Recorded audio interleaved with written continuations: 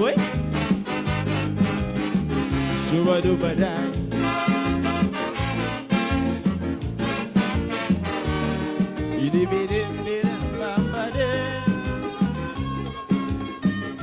This blessed country, oh land of beauty, I pray for thee.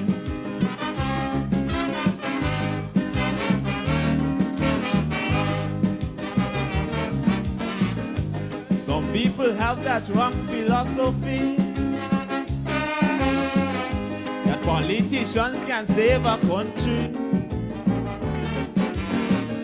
They never try and do it spiritually. And now this system exploding on we. The country in a recession, a big change from the old time religion. Mankind rewriting history in a modern but a bad version. We living in our final days. Take a look and change your ways. For our beautiful country, going back to slavery days, only a prayer for the land can stop drug violence and crime. A prayer for the land, yes, these are the signs of the end of time. A prayer for the land, the price of living, man, is so high. A prayer for the land, that even the rich like the poor cry. You say you're concerned and care, we country living in fear, but all are we born right here. So let's say a prayer, the Almighty Father will hear. And I see, share the life, share the life. Shuba-duba-dai.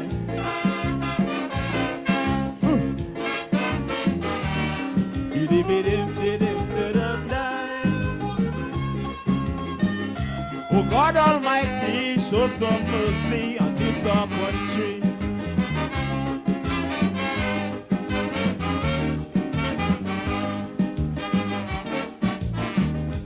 My world standard gone way down the drain.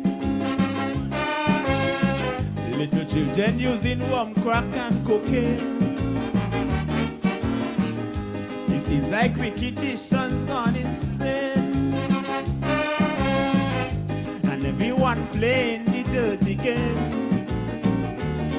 Too much guns and drugs in the country, owned by Tom, Dick and Harry. But if you're wrong, you must pay for it. For the law, no one above it. Put an end to victimization, oppression and segregation. It's not a good thing for this country, so let's try and wipe it out totally with a prayer for the land, of fire and brimstone go burn with it. A prayer for the land, some say they're picking out who should get paid. A prayer for the land, and that's why the prisoners burn down the jail. A prayer for the land, one day it must prevail. Please don't let this country become an next Haiti. No peace, no unity. Bow down humbly, the Almighty will answer it. Oh yeah. Share the life, share the life. Shuba-duba-dai.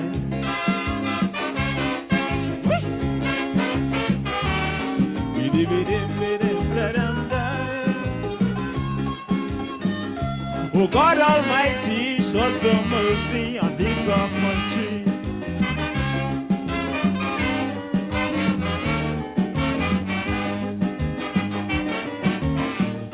They now call we terror Paradise Island. No longer a country where peace abound. Yes, I used to boast about my land of beauty, the freest nation with democracy. But now we are the capital for drug pushers and money launderers. Shame and scandal is on we, take it state and it's universally. Some blame it on the politicians for the unstabilized conditions. We going from bad to worse, our blessed country now cursed. But a prayer for the land, will help us to live with other people. I pray for the land, for that's why the nation in big trouble. I pray for the land, united we stand, divided we fall. I pray for the land, citizens answer your duty call. Righteousness exalts a nation. The most I hate poor man depression. So I'm calling on everyone to take a stand. Take it, listen to my song. Did a bad over boy. Share the Lord, share the Lord. Shuba duba die. What?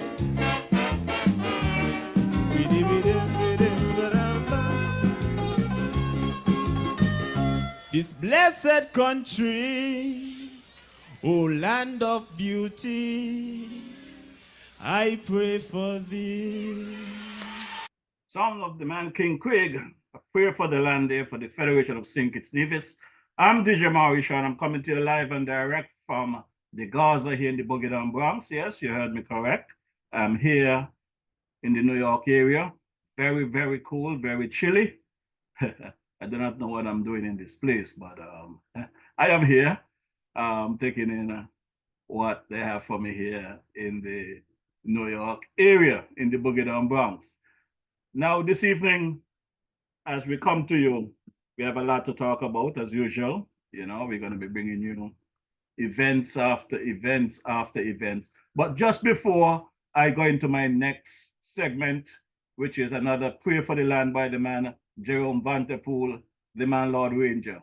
Let me just drop this clip that an able body did for me. A drop there for the DJ Maurice Show program week. So let's just play that quick clip. Wednesday evenings are heating up.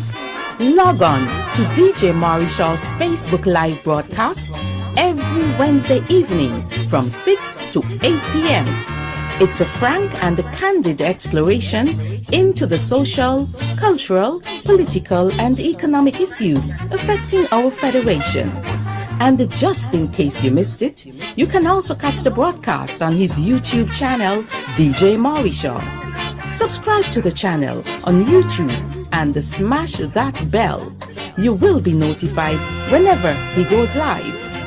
DJ Maurice Shaw, every Wednesday evening. Facebook 6 to 8 p.m. or thereafter on his YouTube channel DJ Maurice Shaw. Log on.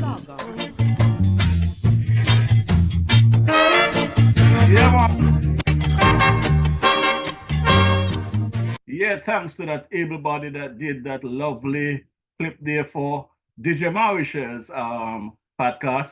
And before we get into the meat of the matter this evening, let me drop this track. A message to the nation by the man Lord Ranger, King Ranger, out of SP, where the best place on the Point St. Kitts by way of Anguilla, now reside in London, in the UK.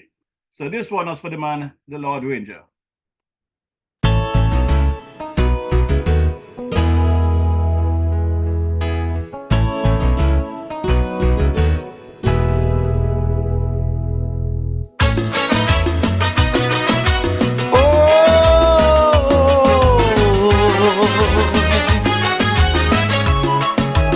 Our nation is crying for the prayer of our people. It is time that we come together.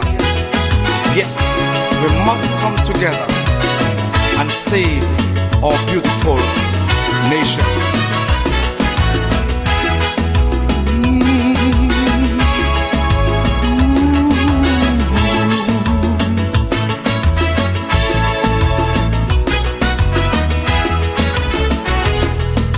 Ranger, somebody call. They cry out, hey, the country is heading for a fall. Come, come, the crime rate is rampantly rising. Innocent lives like flies, they fall in war. What can we do? They tell me, more robbery, rape, this thing is frightening. Like Satan in the country ruling. Come, lend a hand. Situation bad, we really want solution.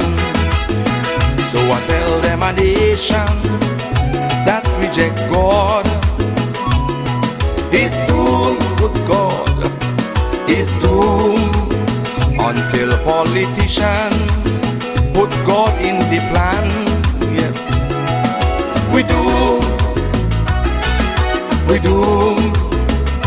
until they put the Bible on the school curriculum. We do until blood brothers and sisters start to unite as one. Stop fighting each other down. Help to raise your neighbor's children. Break down the walls of religion. All the churches must come as one. Pray for the land. Unite and save tomorrow's children. Oh yes, oh yes. Save tomorrow's children. Oh yes, oh yes. Say a prayer for the land.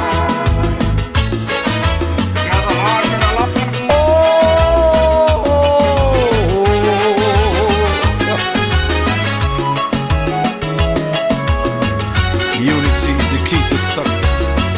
A house divided against itself must fall. Unite and pray. Save our nation.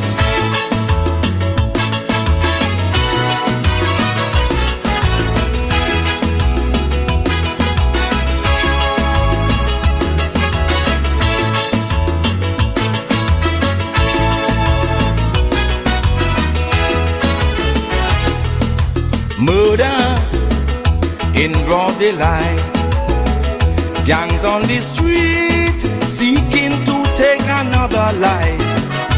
Good Lord, schoolgirls selling their young body, young men breaking houses daily. When will this end? They tell me the police and army can't cope. Them leaders in town give up hope, innocent suffering. Satan rejoicing like the Christian council sleeping. So I tell them a nation that reject God is doomed until politicians put God in the plan. Yes, we do until they put the Bible on the school curriculum. We do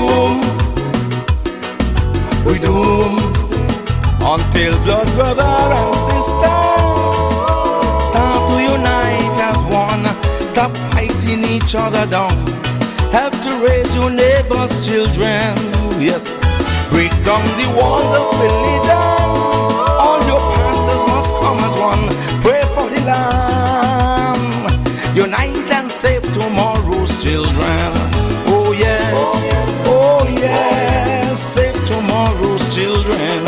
Oh yes, oh yes. Say a prayer for the land.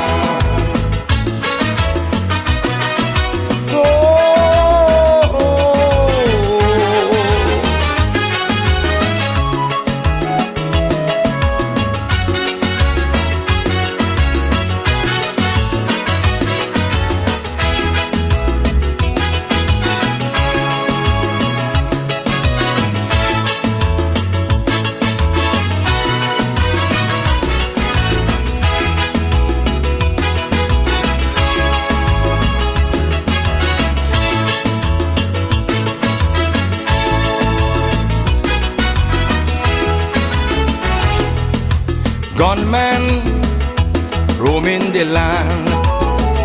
In front of Rams, they shoot a young woman down. Good Lord, Sodomites want to take over, trying to influence or lead. No same-sex marriage. Look at the rate of unsolved murder. Who helping the undertaker? Robbery at your neighbor's house. You dare not look out, or some madman blow your brains out. Look, I tell them a nation that reject God is doomed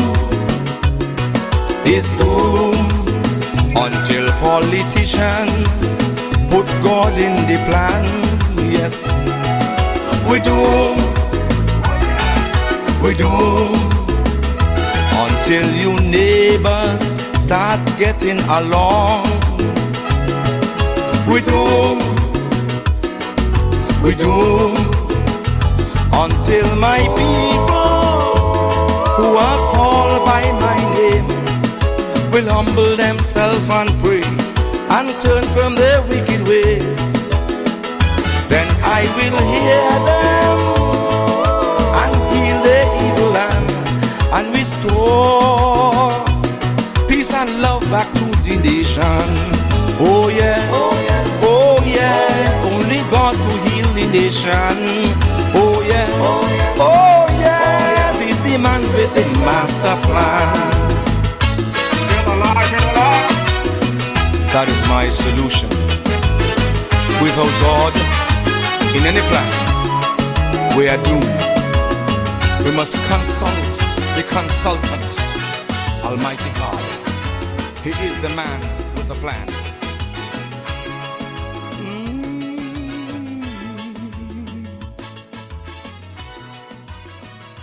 Yes, serious track there by the man Lord Ranger, Brother Vanderpool. So pray for the land. We have to pay attention to what's happening out there, my good people. You know, this evening we have so much to talk about.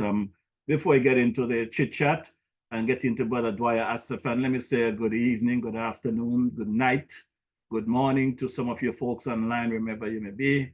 Sandra Thompson, good evening. Rutland Hill, good evening. Marcia Smith, how are you doing, baby girl? How is Tartola? How is my sister Esther there, Makish and the kids in Tartola? Sister Hazel Claxton, good afternoon. Sister Beverly Marisha, good afternoon. How are you doing? Frank Lawrence, good afternoon. Evan Jeffords, good night, good night, good night. What time is it in the UK? You should be sleeping at this time. Gemini Nisbet, good evening. Hope all is well. Brother George Nisbet, somewhere around the world. How are you doing, my brother? Monica Brown, good evening. Linda Bradshaw, Ruby Walters, Clayton Davis, good evening. Armin Farrell, good evening. Verna Ali, Angela Weeks, good evening. Annette Morton, how are you doing? Hope all is well. Sandra Merritt, how are you doing? Good evening. Ike, how are you doing there? Hope all is well. My engineer there, Brother Ike, hope all is well with you. Sister Gwyneth Marisha, good evening. My son there, the man Jeff Roy Jr. over there in the LA area. I understand you guys had a lot of rain on that side and flooding. Hope you all are well. There seems to be some kind of weather that is passing through that is affecting a lot of places. So I hope that we survive that weather that is rolling through. We have a lot to speak about this evening, but before we get into the press conferences and all of that good stuff, let me try and get into Brother G.A. Dwyer Astafan's commentary for today, Wednesday, February the 7th. So once I get into Brother G.A. Dwyer Astafan's commentary, then we can deal with the rest of the happenings. So without further ado, take a listen to Brother G.A. Dwyer Astafan commentary for today. Greetings. As in the last 2 or 3 commentaries, we are on the topic of the integrity in public life declarations of personal assets and liabilities by the top 170 or so public officials. The law was changed nearly a year ago, and in that change, a deadline of July 31st, 2023 was set, 2023, to file the declarations. If my memory serves me right, the members of Cabinet filed on that same day, the 31st of July last year. A group photograph was published. All were present except one, who we were told was off island. Now, given that the Cabinet members, more than anybody else, knew when the deadline would be, given that the Cabinet has been and is at the forefront of this effort, why did that particular member not file his declaration before leaving the country? Was he too busy? Did he not have sufficient time? to assemble the required documents, and so rendering himself unable to fulfill the requirements by the deadline, a deadline which he and his colleagues had introduced. And if he knew he was traveling, couldn't he have made arrangements before? He had almost 4 months' notice from himself being in the cabinet. I'm told also that there was an opposition person who had not filed by July 31st last year. Did he have a reasonable explanation? So both of them and all of the other persons who had not filed by July 31st got a reprieve when the deadline was extended to December 1st of last year. But did they file by that deadline? If yes, okay. But if no, why not? What reasonable excuse could they have had, lawmakers at the very top of the chain of command? It's curious how quick some of our officials are to jump on a plane and to spend our money. Interesting to see how quick some of them are to tell you of all of the great stuff that they have done for you and will do for you. Quick where they want to be quick, but slow where they need to be quick for you. The filing of declarations is an absolute necessity if we are to be a well and transparently administered democracy.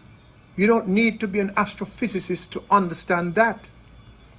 And thanks in large measure to the efforts of our Director of Public Prosecutions, the filing rate by his reporting has skyrocketed to the point where compliance is about 90% or more. This is truly amazing and quite encouraging. In fact, I listened to a clip from an Antigua radio program that took place on Sunday with a guest from Jamaica and another from Barbados. They were astounded, happy, and very complimentary towards St. Kitts and Nevis. One of them said that in Jamaica, the compliance rate for filing of declarations is 17%, 17. As I said last week, ladies and gentlemen, the horse has bolted. The PLP PAM CCM coalition won one election on integrity in public life matters and lost another election on integrity in public life matters. We are moving forward on governance. And if we continue on this path, watch and see how truly our people will benefit and be empowered and blessed in the process of having liberated themselves from this second chain of bondage. The first chain of bondage was enslavement and colonization under the French and the British. And the second chain of bondage is bad governance under our own. But this is not about politicians only. Don't forget the many other high-level public officials in all branches of government who did not file by July 31st or December 31st. Some of them, mind you I'm saying, some of them have said that they didn't know that they had to file. Again, quick to enjoy the status of high office, quick to frustrate and make other people's lives miserable. Both people below them in the chain of command and members of the public. And with all of the accommodation and forbearance, July 31st extended to December 1st. The DPP came and extended it again to January 26, 2014. Now clearly there was a mix-up with regard to this because St. Kitts and Nevis Information Service issued a press release on I think January 18th, 2024, stating that the DPP had set the deadline to February 1st. I don't quite understand how that mix-up took place because it seems clear to me that the DPP had said January 26th was the deadline and that he would start charging people on February 1st, those who had not made the deadline. But with the mix-up taking place, the DPP took the cautious and right and fair option, accepting the filings submitted up to and including February 1st. This is what we are being told. After all, his major mission must have been to get people to file rather than to prosecute them. And that should be our major mission too. We would get no joy out of seeing people prosecuted. Of course, if they want to be pig-headed and resist, then let them face their music. But it is obvious that the extension of the deadline from December 1, 2023 to January 26, 2024 was a signal that even by December 1st, a significant number of high-level public officials had not yet filed, hence the final extension. Observers have reported that the Integrity Commission's office has been a busy place these past couple of weeks, right up to and including February 1st, when we are told a number of persons filed. I've said this before, and I'll say it again with respect. While it is good that nearly all listed officers have filed based on the information that we have, the question must be asked, why did it take so long? Did they not know? Did they not care? Were they not aware of their compelling obligation as holders of high office, of their responsibility to the rule of law, and to you, the people of the country? Whatever the cause of the extended non-compliance, one would think that these officials need to engage in self-examination, while at the same time, major human resource decision makers in the public service have to have a look at manpower at the top of the chain of command going forward. Perhaps it is time to reform the public service, maybe starting at the top, or starting anyway, everywhere. Here's one last matter relating to integrity in public life and politics. Last week, an item was circulated in social media listing sums of money that were allegedly made by government ministers last year.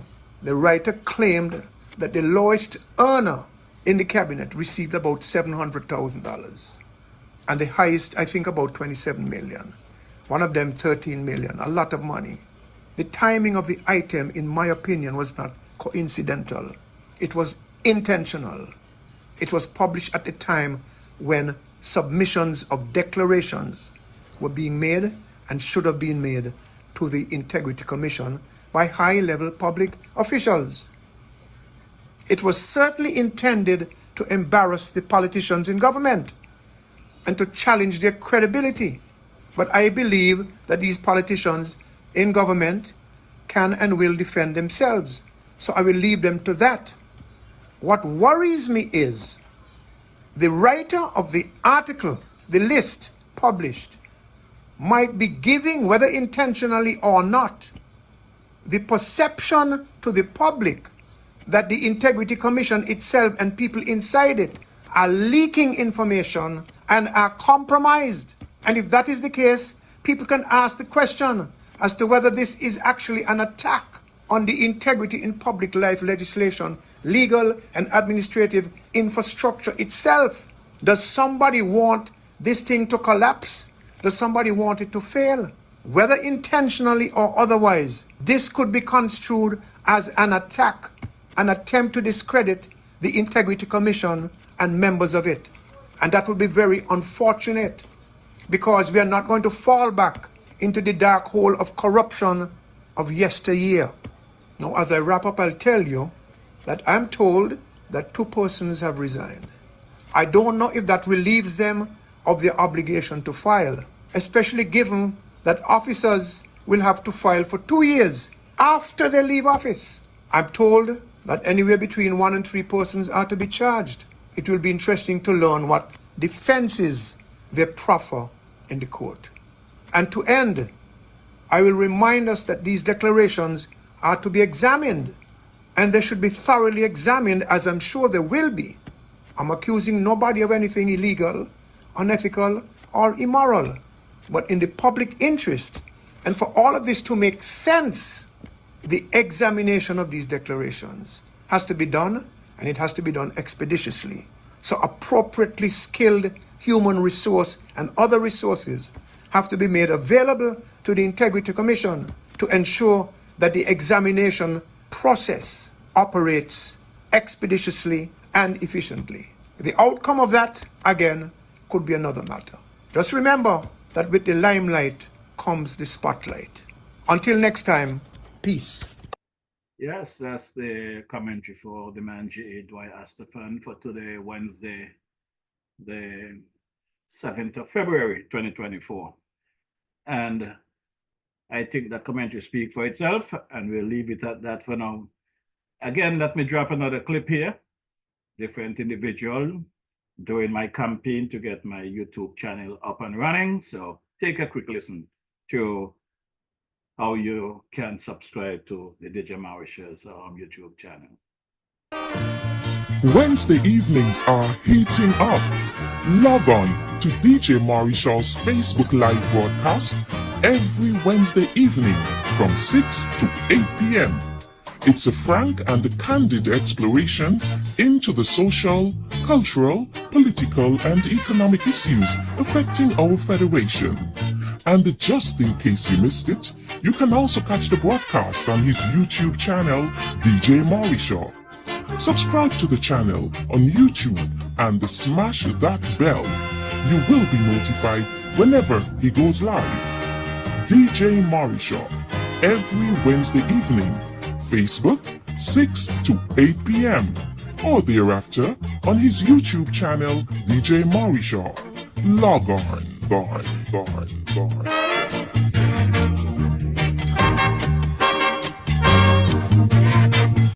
Nice. Want to big up my boy, the man DJ Rabuk. How you doing, brother Lincoln Hapson? Hope all is well. How is the wife? Good evening, Sister Lynn. How you doing? Hope all is well. Sister Deetra Farrell Smith. How you doing? Sister Cora Bennett. Linda. How you doing there? Also, Sister Tracy Powell. How you doing? Tracy Jeffers. Hope all is well. Well, as we get into the meat of things, we're going to start off with clip number 1. Someone shouted me last week. I was on the road doing my community service. When they're asking me where I'm at, if I'm not listening to the press conference of the former Prime Minister, Timothy Harris. So I said, well, I really don't have time to sit down and listen to these guys venting, but when I get home, I'll take a listen to the broadcast and see what's in there. And basically, for me, that is what it was. It was not a press conference. It was a vent conference. There was not much to cipher out of it, just a lot of what the government is doing, what they're doing. And like I have said time and time again, it's amazing that these folks, these tri-party, the Team Unity Administration, combine of 3 parties, the People's Action Movement, PAM, led by Sean Richards, the Concerned Citizen Movement, CCM, led by Premier Brantley, who is currently the Premier of Nevis and the leader of the opposition in the federal government. You know, in the federal parliament, I must say. And the former Prime Minister, Timothy Harris, who is also now in the opposition. They was there for 7 years, create all kind of havoc for the federation. The healthcare system ran down, the economy was messed up. Some people was making money. I understand they had a pay for peace program, they paying criminal not to kill and that kind of stuff. They denied it at first, but then in the end, everybody take credit for it. We know all of that go. But you guys know how I like to do it. I don't want to tell you what they say. Let's listen to the Venn conference together. There's 2 versions of it. The second version I can work with because it's regarding health, and I'm very concerned about the healthcare situation there in our Bill of Federation, both in St. Kitts and Nevis. But let's take a listen at clip number 1, where the journalist Glenn Batt asked the question, and basically the question that could be simple answer by the former Prime Minister, because he was the one in charge. He was the one that initiated these things and signed off on these things. But now he's sending Glenn Batt back to the current Prime Minister to answer questions that he should be answering. I don't know what's going on with these criminals. There's criminal in high office. As Dwyer said in one of his commentary, some people hungry and they steal a 2 can of Vienna sausage or sardine, they end up in 1840 for months. But these folks in high office do so much damage to the Federation and they're walking around freely, flying high, eating good, smelling sweet. And we're looking at them calling them honorable. Honorable my backside. Honorable what? So let's take a listen to clip number 1. Thank you very much, Dr. Harris. I would now invite the other media hosts to pose their questions. Thank you for your patience. Good afternoon. Glenn Barth from SK Newsline. My question relates to the recent meeting between European Union representatives and CBI Eastern Caribbean countries, or countries that carry the CBI program in the Eastern Caribbean. They had a meeting approximately, I think, almost a week long in Dominica. They had meetings with individual islands as well. And one of the concerns that was expressed was that of the extraordinary high number of applications that were being approved under the CBI programs in St. Kitts and Nevis. And specifically, they also named one company, Galaxy, which is involved in several projects, but also involved with the prison project as well, which was developed when you were Prime Minister with the Team Unity administration. Can you express for me or explain what were some of the details with regards to the number of passports allocated to be sold for this project and the cost per passport or per approved citizenship under that project? And there was also the matter in which some legislation was passed, I think is the public good project legislation, in which this was done a period of time after the agreement with the prison, on the prison project. Why is the European Union so fascinated with this particular project? What could be attracting them to, or creating that attention on this particular project, which obviously was started under your administration? I'll take that for now.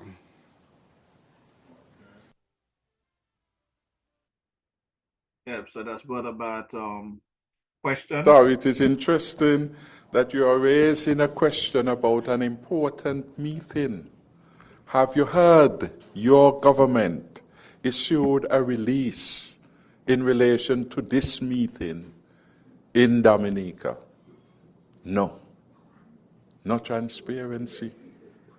So the question you should put to the government as to why the EU is concerned, because when we were there, the EU never expressed a concern about our conduct of the program. So what has changed? A new government described as corruptible that put a new man as the face of its program, and you are saying that the EU are raising concern. Before I let the former Prime Minister go any further with Timothy Harris, Mr. Harris, former Prime Minister, Timothy, whatever they want to call you, we all know your line. We all know that there was questions about the CBI arrangement under the Team Unity administration. We heard all of the complaints. This thing goes back from the hush puppy. Remember the hush puppy, Timothy? The hush puppy matter is still ongoing. Though hush puppy has been sentenced in the US for the fake marriage he got out of the Federation, that is under your administration, Timothy. A lot of these things happen under your administration. Governments are continuous. So this government is caught with the bag. Stop lying to the people, Timothy. This is what I'm saying. You all are not honorable. You all don't deserve the name honorable. Because you know you're lying to the public. You know you're lying to the world. You know you're misleading Mr. Barton is questioned. So, again, there was always questions about the CBI arrangement under your government. Continue spewing. So that question has to be put to the government, okay, for the government to speak. I will also ask, and I was looking for it here, because I have read the release from the EU. The EU in their release did not raise one question about the prison project. Not one question. But in a report of a paper affiliated with the new face of the program, I see that reference there. And you must ask yourself why that is there. The EU release doesn't make mention of that. The meetings that the EU had or held was with individual member countries, private meetings. You should ask Mikey Martin then. For Mikey Martin, and I was curious enough, I said, look how things strange, no? This is an important meeting, but our government not saying anything. I have here Richard Duncan from Grenada speaking about it, saying what they said to him. I have another person, Christian Henrik Nashim, wherever he's from, he's a reporter, but you must ask what is interest. And he is attempting to say what it is, the EU, but he wasn't in the private meeting. And you have to understand, in these kind of programs, there are journalists with motivations. I don't know if he's one of them. Kai wasn't there, I don't know him. And so we have to be careful. Go to the official documents. But more than that, it should be for the government. They say it is the most important contributor to their revenue. In fact, one foolish man, I have to say, and wise, said, don't talk about it. Because he want the fair share, so he must talk. You see how life be? And he's saying, don't talk about it. But we don't know. We are relying on gossip, and that is what the government wants. Because while this meeting was happening, Philip Martinez, your partner, Andrew Hui was there, was talking ill about our program. The Attorney General was there. And when the question was put by someone, Attorney General, what is your view regarding the investigations that are being undertaken by the EU and the United States? He said, well, I'm happy that that question is raised because I'm not aware of any investigation that is taking place with our program. We are having dialogue with these people consistently. So, there are no investigation. That is what was said in that meeting, happening around the same time that things were happening. And in that very meeting, Michael Martin, the head of the program, was saying to the world, I can't speak for the government regarding transparency. The question that you are putting to me is a question for the government. Let them be transparent. It is this government now that has to deal with the prison project. No, Timothy. No, Timothy. You brought Philip Martinez to St. Kitts from Nevis. Premier Brantley, I understand, brought him from Barbados to Nevis to create a movie industry. Spend how much ever, hundreds of thousands monthly. During COVID, when the Nevisians was over there struggling, needed cash, in dire need of cash. They could not get it, but this gentleman was getting it from the NIA. you brought this gentleman across to St. Kitts. According to reports, they bought the OTI Hotel. A few weeks back, there was some report in the news that this gentleman have sent communication to you, suing you and the former Attorney General. Stop, pass the buck. These questions are directed to you, the former Prime Minister, who rightfully so should be answering the country. You're not going to walk away from this. Not now, not in the future. So you need to answer these questions. What is the situation between you, Philip Martinez, and what's the situation with the investigation that's ongoing? These investigations came as a result of what you guys was doing in the former administration, not the current Labour administration with Prime Minister Joe. So I am putting it to you, Timothy Harris. DJ Marisha is putting it to you. Come back and answer the questions. You say you want to have a press conference, answer the press. This is not time to come and vent and hide under a stone. Answer the questions. This is what I want you to do, because you're not going to get away with this. Not now and not in the future. It is this government now and the Prime Minister who is signing the CORs. Imagine the other day they put out this news item, or the cause to be put out, that this guy, I think, was from Nigeria or some African country. He has a good followership in relation to social media, and he was promoting our program. Dr. Joe signed off on that. So it was so bad. But here it is, a beneficiary of our passport. This passport was signed off, not under me, by Dr. Joe. The CORs in relation to it. So you're getting mixed messages from the government. This very bad thing, one of the beneficiary, to Google, I'll get the name. He was promoting and telling people how to get a St. Kitts and Nevis passport. And they were careful to take off certain things.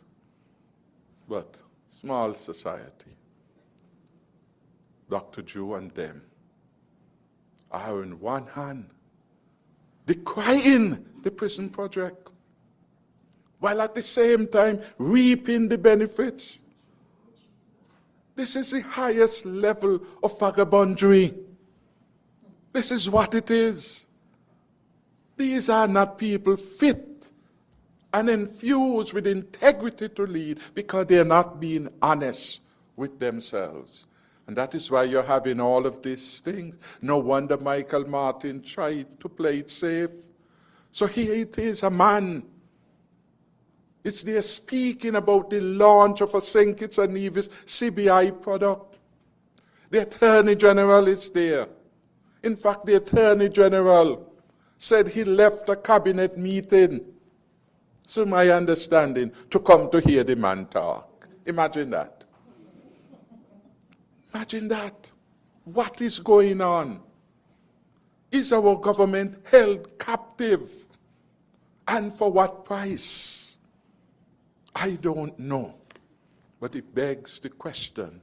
And you being the very good journalist, you must put these questions to the government about the CBI program. I know they don't answer some of the questions that you have asked, and they told you to put them in writing, and hopefully now the Media Association understand that how the blackout of the media affect them with the press, they will now take up this matter, so we could have a conversation about truth and truthfulness. That is what we want, and this is what the government is denying us. They are there around Philip. They are there, and Philip is saying a lot of things. Some of them they're correcting, some of them they're not correcting. Understand? So. And then I have one other question. while you were Prime Minister under the Team Unit administration, and in regards to the same prison project that we are talking about, how many units were being sold, and for what price? At what price point were they being sold in terms of the citizenship program? So that we can get a better understanding as to how much money this project should be bringing in. And also in terms of the actual cost of constructing that prison, what was the estimated cost of constructing that prison? And then my other question now, it relates to the Samoa agreement, and I'll have to come back to this at some other time. But generally, what is your government would have been part of the negotiation process that would have been taking place for a number of years, even under the previous administration. What is your take right now on the fact that we have signed off on that particular agreement, which affects African, Caribbean, and Pacific countries, in relation to a perceived loophole in which human rights, the European Union can perhaps take a segment of the agreement and apply pressure to Caribbean countries and other countries that are part of the agreement to agree to admit things like same-sex marriages in our societies. What's your view on that as well? And I would have to refresh myself on that last agreement. I don't know if the Madam Chair has read it recently. I'll have to refresh on it. But all the questions you're asking me in relation to the CBI, I left them with the government. The documents are there. Let Dr. Joe come clean. Say what was done on the Team Unity and say what was done under him. How many did he sign? How many did Harris sign in relation to the prison project? Let him say whether he ordered the stop of the prison project, or as he said, and he's on tape saying that, well, he really couldn't stop it because it will be bad for the thing. You have seen in the press that people were also asking back for their money. You've seen that in relation to the CBI. Let him again, as part of a new approach to governance based on truthfulness, tell the country, because you're an agent of the people in this regard by way of your questioning. So they have all the information and they must come and present them to the country. That is what I would say. All those questions. And the prison. For the prison is an ongoing project. The prison was a project well needed. You know that, and I know that. That 1840 has long outlived its usefulness. I could draw your attention to the U.S. Department Human Rights Report, where they mentioned that 1840 was to have served some 60 prisoners. And they highlighted the fact that at one point the prison population in St. Kitts reached over 360. You would recall that during COVID we had 2 outbreaks, serious outbreaks. That's when our record went up, because the COVID, when you had 10 persons in a cell and 8 in a cell, it meant that it was very easy for there to be transmission. And it was in those contexts that we determined that we had to find an appropriate mechanism to ensure that a modern prison could be built. And we put prime attention on the issue of rehabilitation. The person who designed it is Stacey Hobson. And he get a couple millions for designing it because it's a complex operation requiring the support of several technicians here and abroad to get it right in terms of the requirement. He did it. I sat in a meeting with him with other officials, and I said, why this expensive thing? He told me that at one point, I want to use the right word, he basically was put in a cell. That is my understanding. And he almost suffocated. And he, from that, and I hope I'm understanding because he was really attempting to help and to justify why he had designed it in certain way, with certain facilities, with more space for bathroom and so on. At the time, we didn't have COVID. So we perhaps did not foresee how he was ahead of his time in terms of how he was trying to minimize the overcrowding and to provide more humane facilities for people who are in prison. Because in the end, they are human beings. In the end, they are coming back to us. And we want them to come, not when they come out, the processing there is so terrible that they are dehumanized and they come out being less than human. So all those were the discussions that had entered into that particular program. And we had determined, one, to cut back on it because money. It was very expensive. Millions of dollars to build a modern prison, as envisioned by Stacey Hobson, the National Security Advisor, Mr. Petty at National Security. And then when COVID came, we recognized we basically had to get back to that superior standard. We are ahead of the curve. Our people went to Barbados and elsewhere to look to see what their model was. I refer you to Douglas' budget address, 2012-2013. Since 2006, according to Dr. Douglas, he was attempting to find funding to build a modern prison. Couldn't get it done. Couldn't get it done under the EU program for prison reform. And year after year, almost at the same space, but the same section, you will hear him lament. We were able to find a strategic partner to build a prison at no cost to the government. The prison started even before one CBI unit or share was sold, because the partner had resources to do so. The partner, I heard in that conference, they're talking about unfinished projects, but that partner built Ramada Hotel, had a record of success. Ramada is an addition to the country. And they were willing to come forward and to help. For us, it was not just the prison, but also what I just tell you.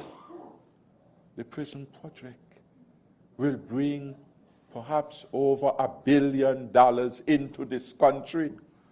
And when you hear those person deceivers talk about the prison project was bringing money and brought in the bulk of nearly, well, it's over 500 million we got from it. We're probably close to $1 billion. How that could be a loss to the country? How that could be? And that is the dishonesty. And that is why they can't come to talk about it now. So let them talk. They have all the files. Let them talk. Go over there and see the prison going on under Dr. Joe. And I will tell you more, because Dr. Joe tried to entice the same developer to do other things for his government. Oh, why you know things? So I don't have to go more. So that would be my response for you.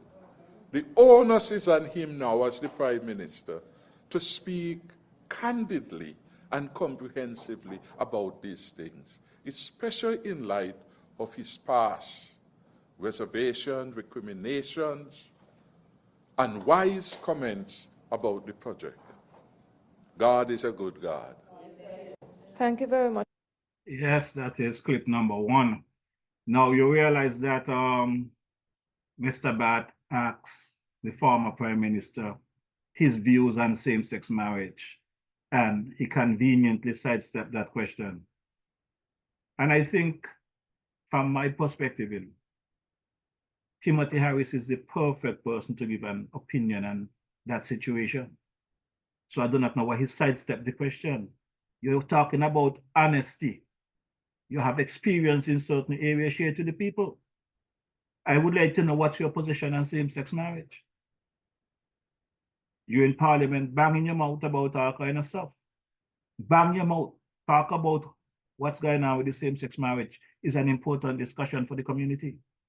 Our community is going through a situation right now where we need to speak on these things. Ignoring them is not going to fix the problem. We need to speak about them and educate the masses. So I think you are qualified in that area to educate the masses. So let's speak, Mr. Harris. Well, we're going to go into the second segment of that press conference clip where I guess, as usual, my girl there, Sister Wendy Phipps, gonna try to do some damage control with the questions that the former Prime Minister failed to answer. So she's also going to speak about the healthcare situation at the JNF, and I welcome that conversation. That conversation is definitely needed in our community. Dr. Harris, I will attempt to answer Mr. Bat's question by the way of paraphrasing to make sure I understood the question before I give you an answer. I understood you to indicate that you wanted to hear from the leadership of PLP that the position that we would have relative to certain provisions that might be enshrined in the most recent iteration of the ACP-EU arrangement. And you gave one example being same-sex marriages, which is still illegal in St. Kitts and Nevis. If I could put into proper context my response, the ACP is referred to as the group of African, Caribbean, and Pacific countries. Primarily, these countries would have been colonies of European countries for hundreds of years. So, for example, the British government would have been the owners of the colonies in the West Indies, also in terms of India and so forth. Countries in Africa, like Nigeria, etc., would have been colonies of France and so forth. And of course, the Dutch government, the Spanish governments would have had investments in North Africa, Morocco, etc. So that's where that ACP arrangement comes from. Now, I would have demitted office in August of 2022 in the capacity as the minister with responsibility for trade and industry. And I know that up until when I left, there were certain negotiations that we would have been party to, but most of those negotiations were of a trade and access to markets type of discussion that would have been taking place. For example, you know from working in the private sector in a previous life that we would have had an arrangement which is now been succeeded by the EPA, the Economic Partnership Arrangements. That would have been the primary focus that I would have been engaged in from the standpoint of the ACP membership. Now, having said that, however, I understand your point and I understand the concern. And I just wanted to say here, and I don't want it to be misconstrued, that very often we find that because small island developing states are almost at the mercy of bigger governments and so forth, and whenever you put out your hand or you submit proposals to get international aid, sometimes that aid, if you are not careful and you do not read the fine print, will be tied to other things which your jurisdiction may not necessarily want. Case in point, several years ago, when the United Nations Family Planning Association, UNFPA, and UNIFEM, UN Women and so, would give assistance to certain countries, especially countries in Africa and so forth. You're so happy as a country to get the aid that you're getting. Maybe it could be on the surface for things like access to free supplies of condoms and intrauterine devices for women so that they can plan pregnancies and plan their families better. But sometimes if you're not careful in the fine print, you're also signing off later down the road with your government being made responsible to fund state-sponsored abortions. Much like the discussion that is going on in the US for the longest while with Obamacare, where certain companies like Chick-fil-A or even certain church groups with nuns and so forth that run hospitals are being asked to have their insurance policies cover things like abortions, which you use all kind of modern euphemisms today to call reproductive rights. Well, I don't know when, now or in the future, an abortion will ever be considered by any right-thinking person to be a reproductive right. It is the end of life for somebody to get rid of a pregnancy that might have been inconvenient for somebody else, okay? And similarly, here in the region, we have to be careful that when we sign on to these agreements, we are at the same time not cutting off our noses to spite our faces, because some countries might be so desperate for the assistance that you figure, well, I'll cross that bridge when I come to it. But for the record, I am not aware that any of the arrangements that I would have been party to in terms of negotiations would have included provisions for same-sex marriages. What I will say, however, is that in our reviews in terms of the human periodic review, the human development review in terms of human rights, when it comes to the UN, especially out of the office in Geneva, there would have been certain issues that we still have on our books. Well, there was a landmark case recently, so I know one would have been adjusted in terms of issues such as the laws relating to buggery and other things like that, which is basically a man having sex with another man. I know these are things that we had on our books up until quite recently, when there have been cases, landmark cases, that now challenge those things that are in our laws, which we have to bring up to speed. Other things include arrangements to abolish the death penalty.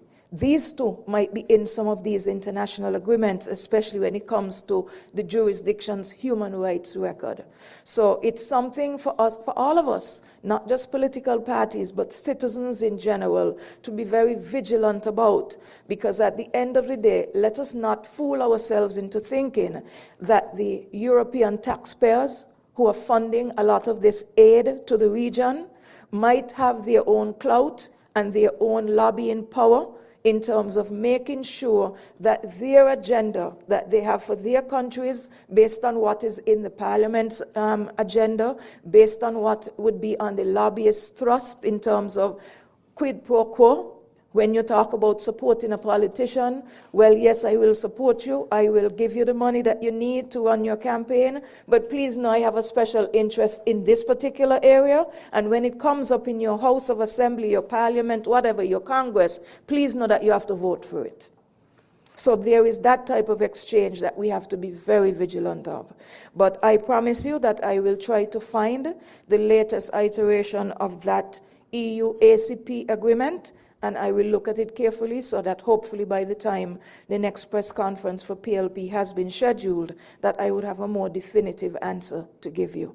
But I just wanted, for the benefit of public information, to explain, in a manner of speaking, how these negotiations are sometimes married to different liberal agendas that the donor countries might have. I'm happy that you went down that road there, Sister Wendy. Because as you were speaking, I reflect back on the pandemic era, just about maybe 2-3 years ago, when your leader of your party, former Prime Minister Timothy Harris, I think it was at a church service, made the announcement that he paid down some over $800,000 towards the vaccine, the COVID vaccine. That when that vaccine become available, St. Kitts Nevis is not left behind. And I challenge him on that, because I know we are part of the United Nations, we are a third world country, and there was organization that paid for that vaccine for us. St. Kitts Nevis did not have to pay for any vaccine. So at the next press conference, I would hope somebody can ask that question. what become of that over $800,000 that the former prime minister said he paid down on that vaccine? Where's that money today? What's the status of that money? Let's continue listening. I wanted, as a point based on a text message that I received a while ago, to reinforce the point that the Honorable Dr. Timothy Harris was raising in terms of the cost of the East Coast housing being out of the reach of the ordinary man. And he, if I am to reiterate what he said, he quoted the one bedroom at $111,375 for just between 450 or 592 square feet, the two bedroom at $213,345 for 879 square feet, and the three bedroom at almost $300,000, $297,000 for a square footage of 1288. And to put that in context, 1288 is like the size of a townhouse, top floor, bottom floor.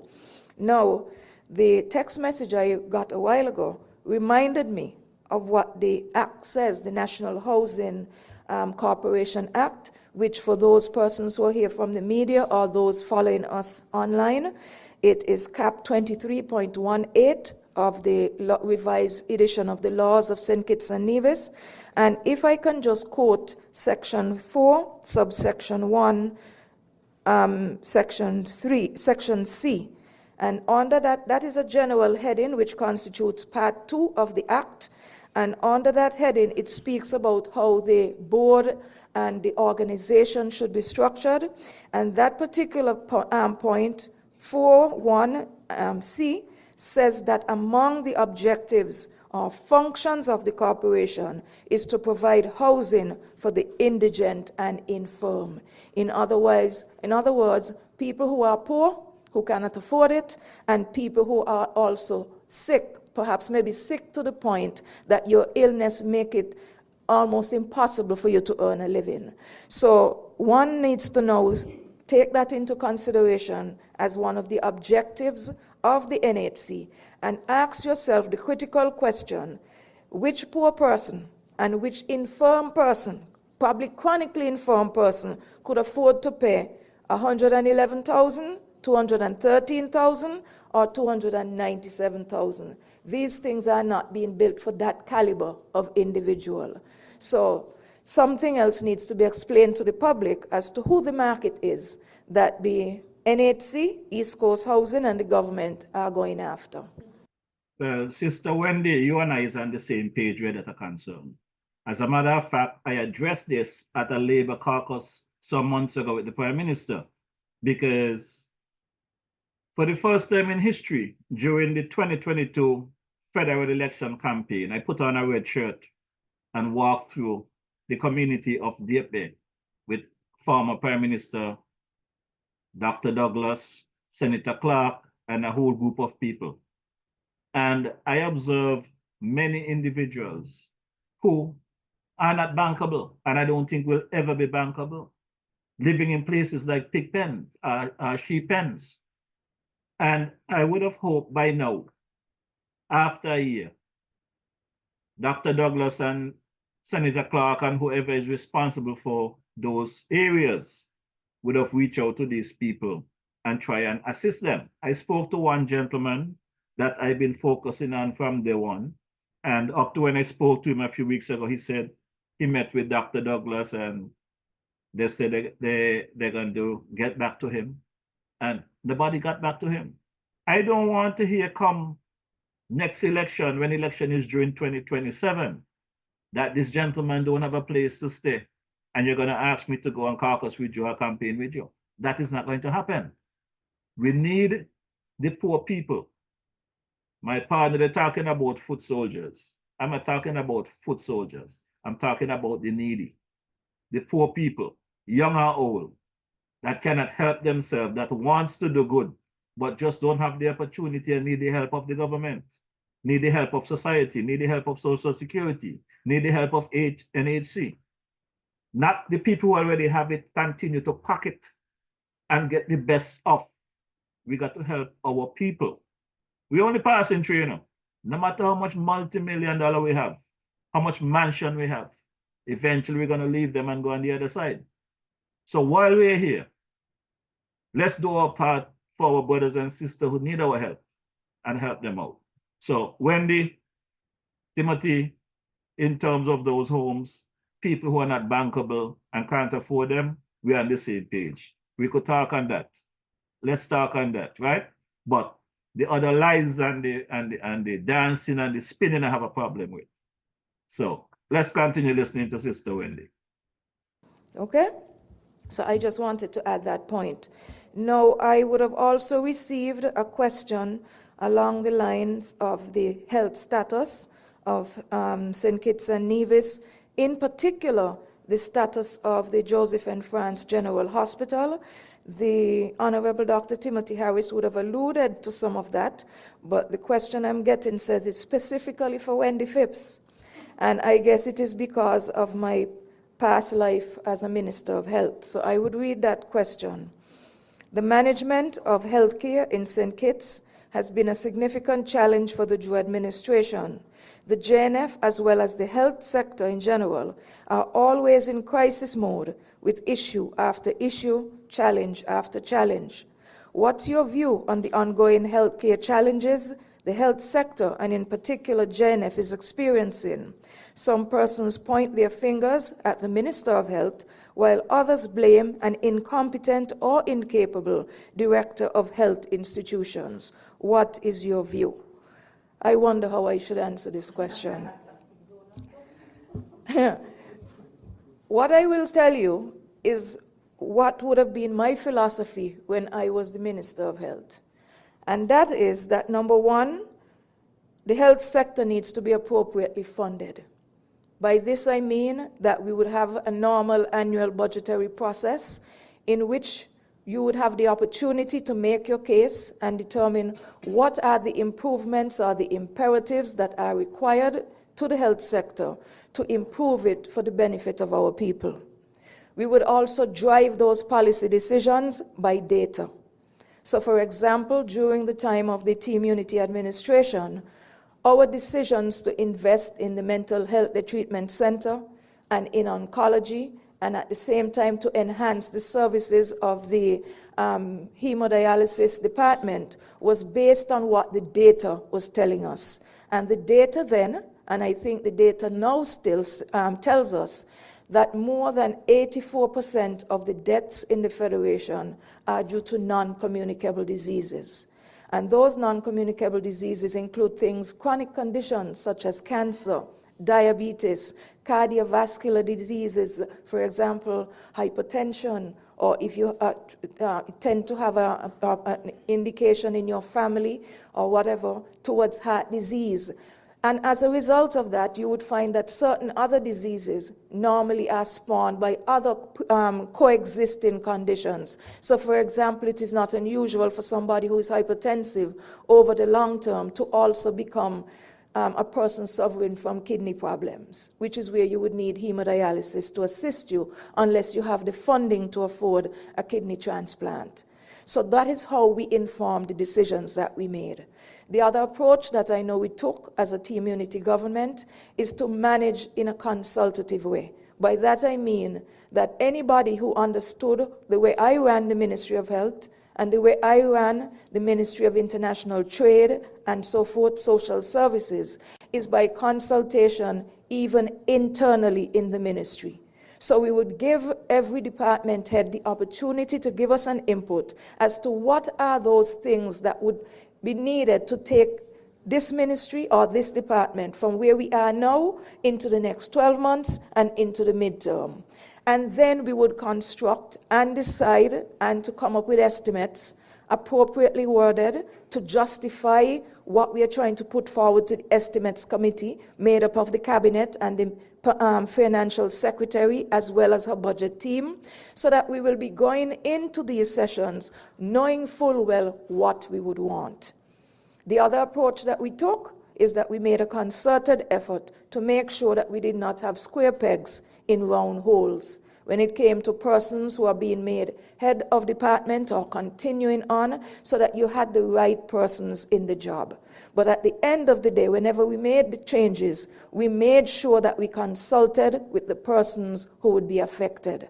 Now, I do not know what type of consultative approach is the order of the day in the Ministry of Health. I can't speak to it, and I would not try to come up with a conjecture on the matter. But I could only tell you, based on how we ran and our approach in general as a team unity government, because what I explained for health and social services applied for legal. It also applied in terms of tourism at the time. It applied even for the very Ministry of Finance, because just because they control the public purse didn't mean that they too did not have to justify what they were asking for.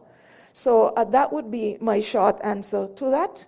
And it is left for the Minister of Health, who is himself a medical doctor, and who was very critical of the Ministry of Health when he was in opposition, to determine what are his government's priorities and where on the totem pole the staff that run the various ministries and departments under his portfolios, where do their concerns matter?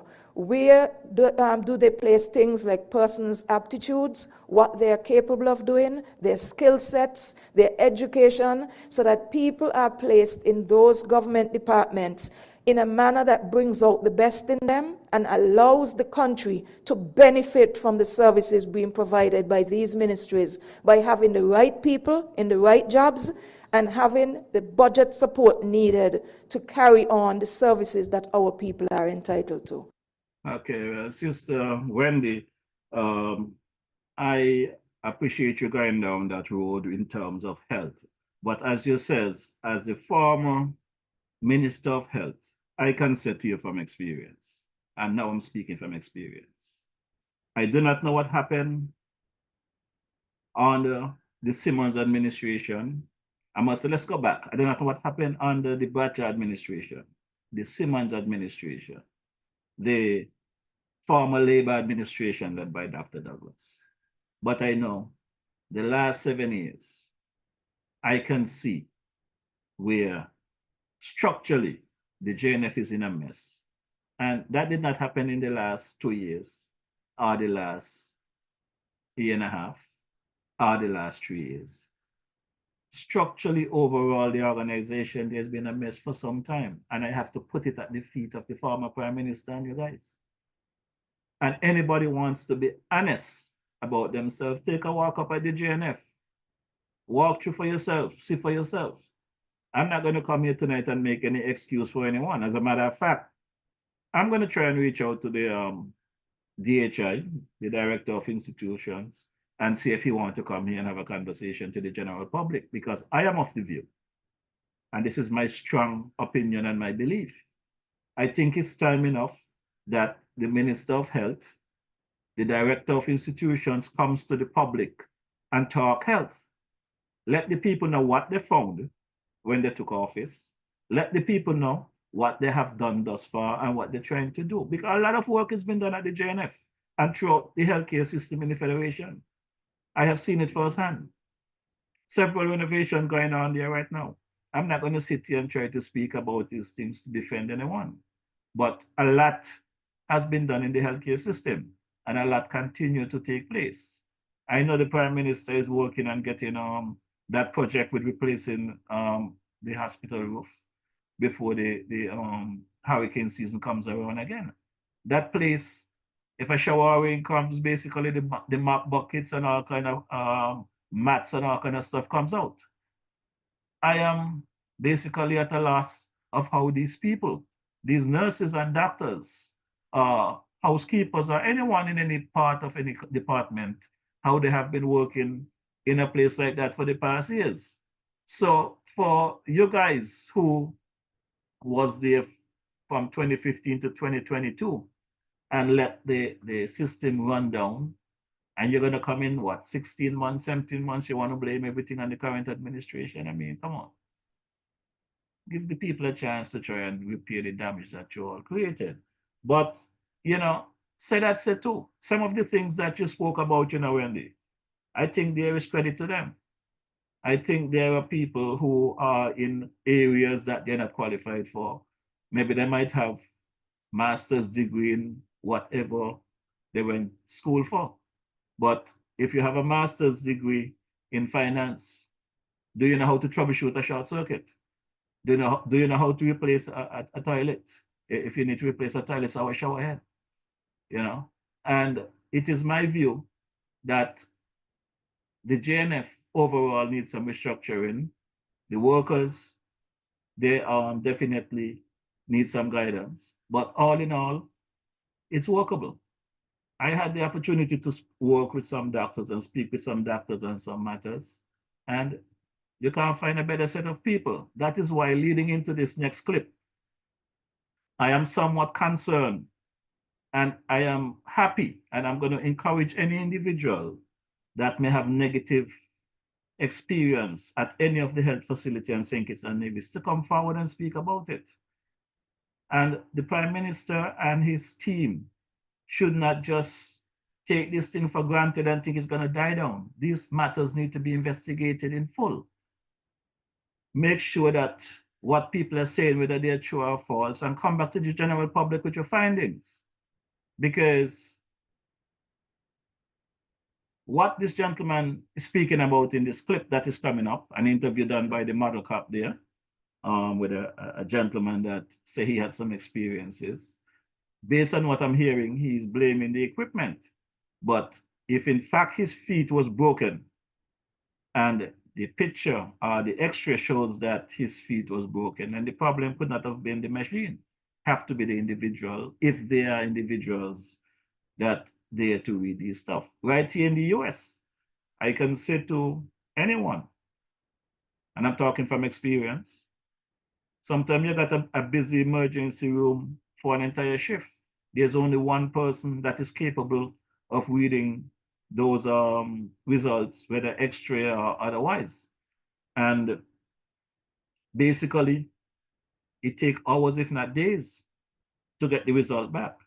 I see some people walk out of the emergency room because the wait was too long. They did not get their results, and only God knows whether they had broken legs or not. So again, my good people online, let's listen to this interview with the model cop together and form your opinion. But I would think that this particular matter need a full investigation from the Minister of Health's position. Greetings in the name of His Imperial Majesty, Emperor Haile Selassie Jah Rastafari. Yeah, man, come do a little presentation this morning. I come burn a little fire, and I know well you can always go for us, because we don't see them already. But and I'm not that, man. This thing ain't nothing to do with no PAM, no Labour, no PLP, no. This is real business here right now this morning. Well, sometime last week, I heard the former Prime Minister had a little, we call it,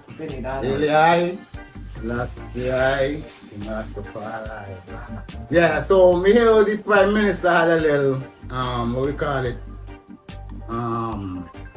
press conference. And touch base on certain things. He touch base on certain things concerning the health department, the tourism, and agriculture and things. Mine is here to base on the health department. I really have a serious problem. Now, before I get to my situation, I'm going to talk about something that happened to one of my friends also. He got injured on his work. He went to the hospital, right? And they banged up his hand after he told them what the situation is. They sent him out. He realized the hand is paining him, so he went back to the hospital again. And this time he had an x-ray. Now, after doing the x-ray, and he paid for the x-ray and he moved back home, he still have this pain problem. So he went to the doctor, Dr. Henderson. Big up yourself, Dr. Henderson. That's my doctor, CMM, man. Great doctor, that man. You see me? So he went to Dr. Henderson, and Dr. Henderson probably called for the result at the hospital. Get to find out the young man and his break. Now tell me, people, what is really going on? I need to know. Because we have a loving Prime Minister. He's telling us about these machines that he's bringing, and they's working so this and they's working so that. Well, to me, nothing that they're working, not they're working. Because you can have a machine giving you wrong reading all the time. But have me, you could explain, you can't read when something is broken. We need some answers about it. Is these things really working? To me, somebody's not working. Is that the minister is not working, the machine is not working, or the doctors and the nurses are not working. Now, Mr. Prime Minister, me myself end up in a situation where I try to reach out to you. You talk to me, but me didn't talk to you. You didn't even give me a chance to explain to you by the consideration of the hospital up there is really in a bad state. It needs to be checked out urgent. I get in a situation on the 21st of October. I went to the hospital, same again. They sent me on an X-ray. When I finished doing the X-ray, the doctor came back to me and told me that my foot them sprained.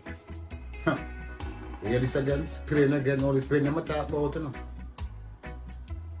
Well, I was home suffering for a week and days without cast on my foot. Because the doctor said, your foot them just sprained. I don't know what he read, I don't know what he see on the machine there to say, well, by your foot them just sprained. But while I'm home and I have visitors come checking on me and so the people keep telling me, that's the man now, something is strange. Your foot them need to be looking after. So I went to Dr. Hendrickson again. Big up yourself. Yeah, you don't know. And I told him the situation what I've been to. And he called for the result again. Now I get to know. Ain't just one foot break, you know. It's two of them. So what is really going on in this place? How is it the Prime Minister is telling we about this machine that is working so nice and working so this and working so that, but yet we cannot get a good result? No, something is strange. Something is very, very, very strange. And me, definitely, would like to get some answers. Definitely would like to get some answers. Because I want to know why the doctor chose me. If he have something against me, what I do to him, because he ain't know me from nowhere, just to tell me to go out and he ain't even tell me, well, boy, come back tomorrow and they will do such and such a thing because I ain't to show the machine down there working, you know. But he telling me your foot sprained. So I went to Dr. Henderson and I tell him and he reasoned with me and told me, boy, you need to look after your foot them is great. I said, oh my God. He asked me what I'm going to do. I said, what could do that? I can't do nothing. He told me $800 and something to put on the cast. I said, well, that all I come with is the free, you know. So I don't know what you're going to do. He gave me a white paper to tell me, go up at the hospital. He's going to put on the cast then for me. I said, Lord, back up there again. Back up in the zombie hole again. You understand? He said, don't worry, man. I can take care of you this time. And I went. And he did really take care of me. You know what I'm saying? I was home suffering without cast for a whole week and days. Could you all imagine this? Could you all imagine this? The doctor, if you would try to walk, I would have mashed up my foot, then I have to take surgery. I couldn't even stand up to bed. So I'm asking the Prime Minister. Because when I try to talk to him, you know, he don't want to hear what I have to say now. Well, I hope you hear it now. Because what I need you to do is to go up the hospital and check out what is going on up there. Check out what is going on because your name is calling and the people saying this thing is not working and it's really not working. You check it out. We had the big cruise ship there coming sometime there lately. And yes, you went out to have fun. But this is not the time for that. What car you got out there? What car you got out there? You need to be up at the hospital. It's up with the people. Them need you to be to looking after these things you have up there to say just what is not working. Come on. If up this too big for you, when you could take a wheelchair and bounce around, pay your party card then to push you around. If it's too big for you to walk around, what I'm gonna do, I'm gonna put some foot soldiers up there, you know, because they have to tell me if you're coming on, because you have to go. Because this thing is not going to happen that lightly. I'm very serious about my situation. I'm just waiting for my elder heads them to push me forward and tell me how to get about this case, because I'm very serious. Because, no, I was not appreciated. Up to now, I'm still not appreciated of what really going on. So I just came here today to let the general public know, y'all take care of yourself and be careful. Because if you injure yourself and go to the hospital where they say is so loving and caring, y'all is gonna be doomed. Please, because we ain't a representation now. Right now, me not care who vexes me, you know. Me not care, you know. Me just come here, come talk what's on my mind and how I'm feeling about the situation. I need the Prime Minister, urgent, to go out to the hospital and find out what is the problem, because somebody is not working. And these people need to work. They're sleeping. They need to wake up. You know what I mean? They need to wake up. Yeah. I gotta wake up people, man. Yeah, man, I'm hurting. I'm very, very hurting. Very, very hurting. And the Prime Minister, Mr. Joe, please, please go out to the hospital and pay some full attention. So, yeah, I'm good. Y'all out there be good. And please, nobody score up, nobody push up their face. I'm just telling y'all how it is. Cause it could happen to y'all out there too. And it could happen to somebody out there. Please, please, let's all look for one another. Yeah, I thank you. Just before you go, now let's piggyback a bit on what you said. Yeah, you said you would have gone to the hospital to check your feet. Yeah. Now, when you got to the hospital, tell us exactly what you told the persons who were checking your foot or your feet. Well, they asked me how far I jumped from. Cause people were saying that I fall off a ladder. I didn't fall off on a ladder. Yes, I was up on my ladder trying to go up on my roof to check on some gavin that I said was hyacinth, because I was in the hurricane season really, right? And after I jumped off there, I just sat on my feet, shocked them. I couldn't move again. So I had one of my brethren was there, and he came from the upstairs and he came down and he took me up from behind, hold me. I had to call my way in, rest me on the floor. They called the ambulance, took me to the hospital. While I was there waiting, well, I had to call the lady to do the x-ray, and then after doing the x-ray, they sent me back to the room. While I was there waiting for the result, the doctor come and say, well, okay son, you're good, your foot them just spraying bad, so we're gonna send you out. Wrap up my two foot them into a piece of white cloth like I some kind of out, and put me in a wheelchair and shove me to the front and say, you're fine, your way back home. So you're telling me an x-ray was done on both feet, yeah, and man. after the results came back, you were told that your feet were not broken but sprained? Yes. So I went home with 2 pieces of cloth on my foot, and I was home. Well, we all know when you have a sprained foot, you put them in a little ice water, and you rub them down with a little ice, and you know, maybe a day or two, you might be able to bounce around again. But it was not like that. I was home suffering for a week and days without cast on my foot. And that only happened because I didn't went to a doctor on the outside of the hospital. So how long after you were released from the hospital you checked your personal doctor? Well, after I left from the hospital, after they done do the interview, my bad. After they done do the surgery, oh my God, the X-ray, right? And I was released from the hospital. I went home because I went home just thinking that my foot them sprained. That's what the doctor told me. I was feeling so good. But there was people who was coming to visit me and see that my foot them are swelling up big and said, Sean, no, you have to go to the doctor. There was a neighbor that gave my girlfriend a number for the doctor, which is the same doctor, Dr. Henderson. And I went to the doctor and I explained to the doctor. I said, doctor, I'm putting me in bacon. I went extra. And the extra supposed to tell me exactly what happened to my foot limb. So the doctor called and he asked for the result.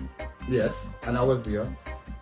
And the man got the result, but he didn't even say 1 foot break, he said it toe. So the doctor, your private doctor, did he send you to do an X-ray on the feet for a second time? No, he so said. How did he find out that your feet were broken? Yes, this is what I'm saying. After I explained to him, he called for the result at the hospital. Mm-hmm. I asked him my name, and he asked him to send him the result. Right? I was there sitting waiting myself on the result. When he got the result, he looked at me and he said, "You took up them there." So and this is the same results that from the hospital. It was never. I didn't do no other X-ray. They went to do no other X-ray. He didn't send me back to do another X-ray to say, well, okay, the X-ray what he did was wrong. It was the same result that I did. Is what he told me that you put them there. He didn't tell me one and he told me to them there. And at the hospital, I do this extra, and you mean to tell me they didn't see one, not even one? So who would be so? And how long after you said you did the extra at the hospital, your doctor called for the results? Well, after I do the extra and I come out, I took a week and a couple days really before I went to my personal doctor, right? Because as I said, after the doctor sent me out, he told me to put them sprain. So that's why he come out intentionally with my vibes like that, and put them the sprain. So I'm just give them a couple days and then I'm gonna be able to go back out to work. But this length of time and I realized no, you see, I can't walk, I can't even stand up to bed. I have to sit on a bucket to bed. You understand? So I realized no man, and that's when I went to my doctor. And the doctor called for the same result, you know. I did not when I do an extra, you know. The same result. And when he get the result, he even showed me, turn the computer to measure, see you. My right foot carry 6 weeks in class. My left foot carry 8 weeks, which means the left foot was more fractured than the right foot. So, what is Dr. up there saying? You could answer this question. Anybody out there could answer this question? What is Dr. up there saying? What really going on? What really going on? This is not acceptable for me for sure. Because I need some answers. Some kind of answers. Because it wasn't easy. And when I told people the situation, some laughed as if, well, it was a joke into them that, but them doctors up there like a lot of stupidness, you know. Some will say, well, that's the man, but you're strong, but a week and day without cars. That's how it is. So anything finally you want to say to the authorities? Well, my thing finally, you know, people, I want y'all to come out your tight pants, you know. Yeah, man, come out your tight pants, man. You know what I mean? We need a little more representation. Yeah, you know what I mean? Things ain't really working out. We thought that it would have really been. You know what I mean? Right now, me ain't studying a boy out there who are talk about good governance and this and that. Them they are big up who they want to big up and make them feel good and make themselves feel good. But we the poor people out there feel the squeeze, feel the pressure. And about time now, these people have to come out plain out and tell us the truth. Because the truth we want to know. We want no more lies. Are these machines really working? Are these machines really working or not? Because somebody might fall in the same situation. And I don't want that for my people. Yeah. So, I need them to just check themselves. Because right now y'all wreck yourself. And anything where you have to go kind of be dumped. That's me next election a dump, y'all get dumped. Because y'all farming. You know what I mean? That's not partial, that's not come here, come love up nobody and nice up nobody. You know what I'm saying? When they come here to jam upon it, nobody squeeze upon it, nobody. I come to tell people exactly how it is. You check it out. Because if you could look around in the I temple, you know, you see nothing in here mark labor, you know. You know, see nothing in here mark Pam, you know. You know, see nothing in here mark unity, you know. You understand? It's Rastafari to the bone. That's why I chose my temple to blaze the fire, to let them to see. That man is very serious. Yeah. So, yeah, them just go on and do what you all have to do, man, and do it wisely, man. Yeah. Dr. Joe, don't forget, I'm coming in the second interview. But before I do, I need you to go at the hospital and check it out.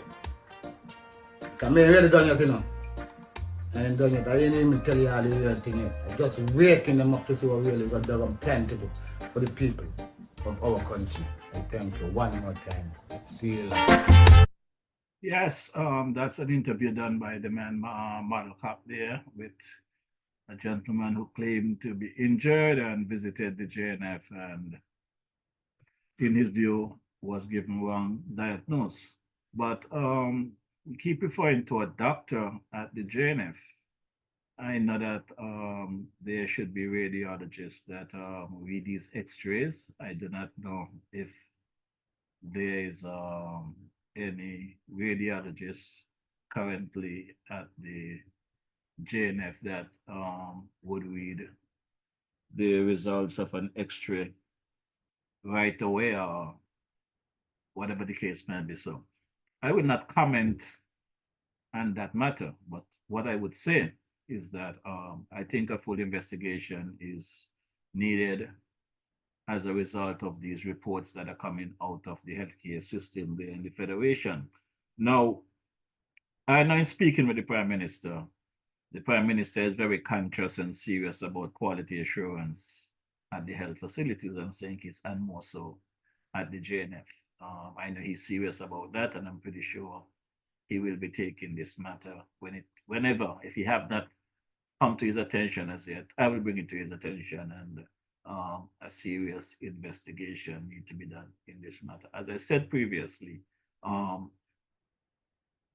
would try reach out to the DHI and see if he can join me and have a conversation on what is the status at the JNF and all that is going on there.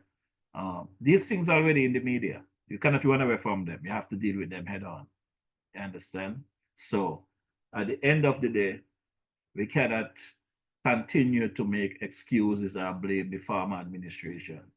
The former administration, they did the damage. There's a new government in place to resolve the problem. Pointing fingers not going to resolve the problem. Taking the issues and deal with them head on is where we need to go with the situation.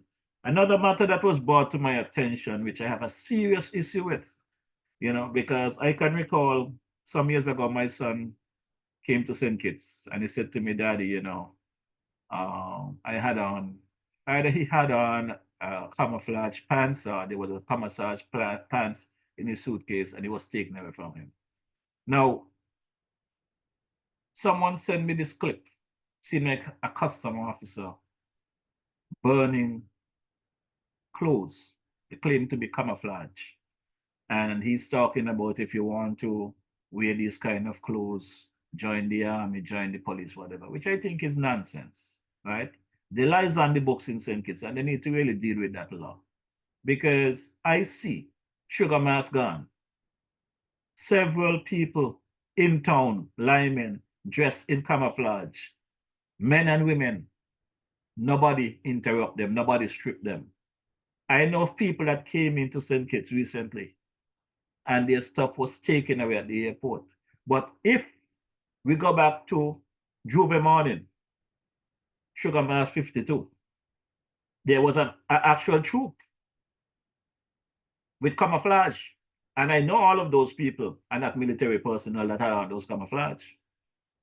There are stores in St. Kitts, or there's people in St. Kitts that are selling camouflage to people. Throughout the communities I walk the street, I see people wearing them. So how did they make it inside? Just as the guns, how did the guns make it into our shows? We don't make camouflage clothes on the island. We don't manufacture guns on the island.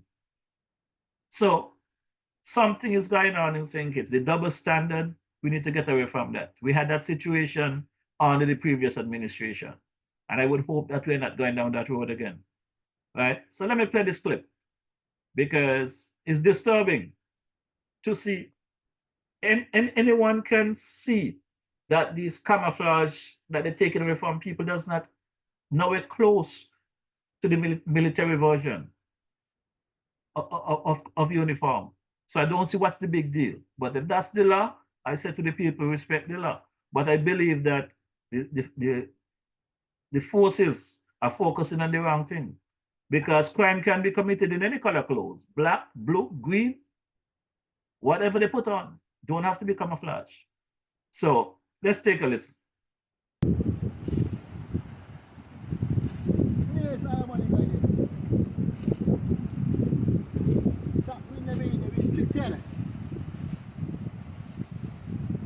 We are camouflage join the army.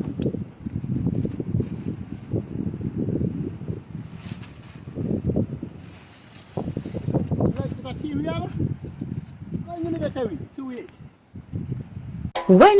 so basically, it appears that this custom officer is burning these clothes because someone is wearing them. And however they get hold of them, basically they're saying, you want to wear camouflage, join the army, join the military. But we all know, if you walk around St. Kitts Nevis, as a matter of fact, I can call it my girl in a Tracy Mason, I say hash for sugar mass, dressed to the teen she camouflaging and a body stripper naked in town. So these people, they need to be realistic and be consistent. Now, I understand over the weekend, maybe Sunday, there was a Grammy given to the someone from the Virgin Islands. And for those of you that grew up in the Virgin Islands, lived in the Virgin Islands, you know them people there ain't gonna style down there, They tell you about the mother and your mother in a minute. So when they tell you about your mother, it's not disrespect. It's just a way of expressing themselves to talk about the love and the passion of what they're doing. So apparently this gentleman, Theron, I guess he got the Grammy for understand writing, and he expressed himself. And basically, let's take a listen to him for yourself, But I want to say to the people, don't take the word as any disrespect. It's just the way that the VI Massive represents themselves.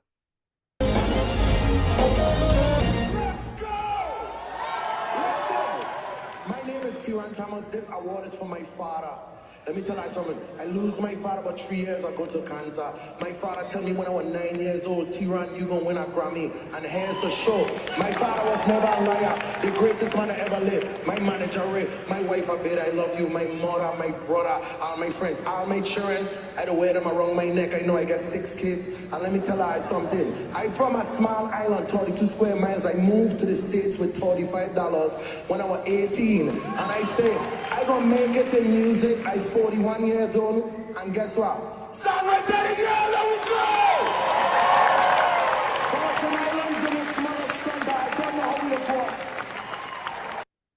So that is his acceptance speech, and somebody might have a problem when he say Virgin Islands in this mothers, But it's just an expression, no disrespect to anyone. It's the way the VI people speak, The Nevis people say boy.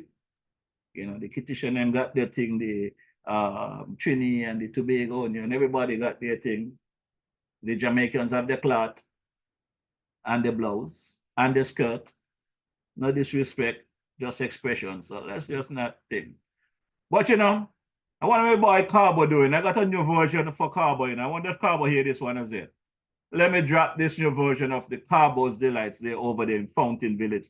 Don't forget, before I forget, folks, next Wednesday is Valentine's. DJ Marisha is not going to come here and sit down and disturb the lovely ladies out there Valentine's. I'm going to allow you all to go out and get treated like you should, loving and nice. So I'm going to take off next Wednesday. But next Thursday, It's DJ Mauritius' birthday, February 15th. And DJ Mauritius will enjoy that day. One way or the other, as long as God gives me health and strength by the hook or the crook, I will be enjoying my birthday. But enjoying my birthday will not just be it for me. I'm hoping I could be down in the Federation. We are going to run across to my boy Carbo next Saturday.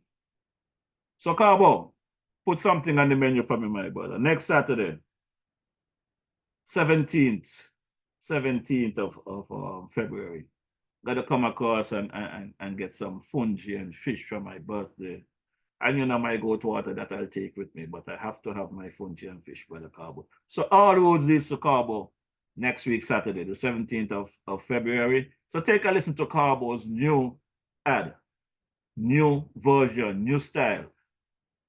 Carbo's, located at Fountain Village in Nevis, is the go-to spot for your Saturday treats. Tantalize your taste buds with his delectable Carbo's Delicacy Goat Water. Or, if you prefer some soul food, then Carbo's Fungi and Fish is definitely the way to go. Call ahead and reserve at 869-663-9694. Then make your way over to Carbo's and enjoy the vibrant atmosphere while you savor your delicacy. Carbo's, we are not changing, we are only improving. Food all over, food all over, you got the food all over. Yeah, brother Carbo, that one especially for you coming from DJ Mauritius. I know you're going to be surprised with that mix. See you next Saturday, Carbo. 17th February. I'll be right there in Fountain hanging with you. And let's, again, push this ad, trying to get some numbers up on the YouTube channel for DJ Mauritius. Take a listen to the DJ Mauritius mix as well. Wednesday evenings are heating up. Log on to DJ Mauritius' Facebook Live broadcast every Wednesday evening from 6 to 8 p.m. It's a frank and candid exploration into the social, cultural, political, and economic issues affecting our federation. And just in case you missed it, you can also catch the broadcast on his YouTube channel, DJ Mauritius. Subscribe to the channel on YouTube and smash that bell. You will be notified whenever he goes live. DJ Mauritius, every Wednesday evening, Facebook 6 to 8 p.m. or thereafter on his YouTube channel, DJ Mauritius. Log on.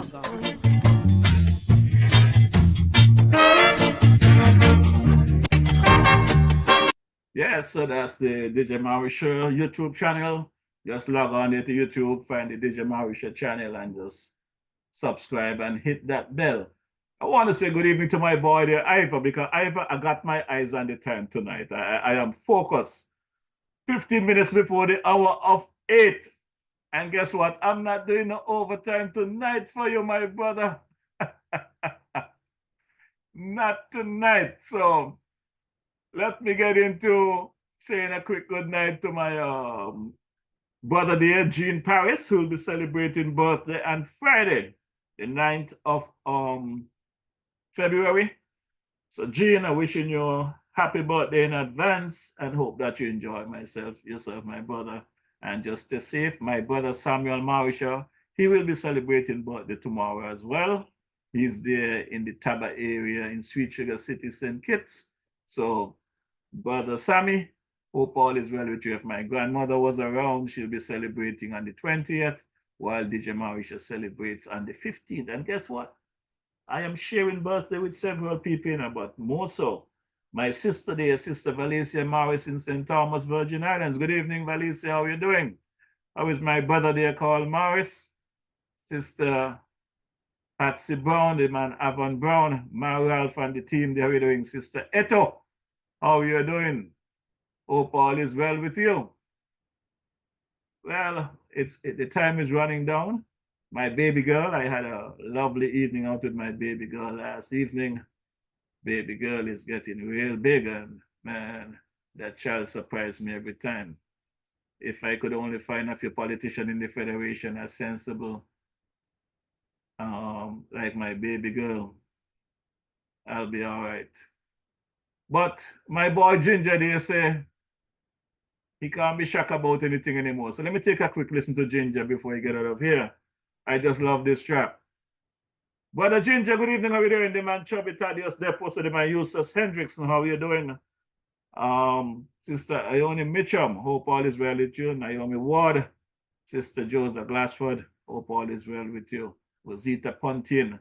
I want to wish all you folks happy Valentine's now, you know. All of you online viewers, happy Valentine's from now, because I will not be coming here next week to mess up your Valentine. So let's take a quick listen to my boy Ginger. We can't be shocked about anything anymore.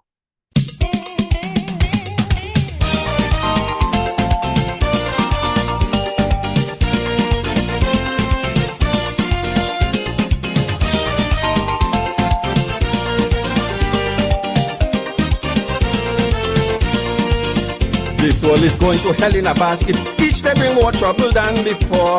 But surprisingly, none surprise me anymore. People going insane, some say they can't take it. They don't like what they see in store. The world to them is a cancer without cure. Mankind is on the road to destruction, no intention of turning back. This world is a ball of confusion, that's a fact. Superpowers with super weapons declare none can stand in their way. Mothers gather the little children, teach them how to pray. The Sunday morning prophets predicting that these are the last days of man. But I can't be shocked, I can't be shocked. In the quest for power and glory, fake stories of mass destruction. I can't be shocked, I can't be shocked. The fear of terror growing like a tumor in a world filled with rumors of war. But I can't be shocked about anything anymore. I can't be shocked about anything anymore.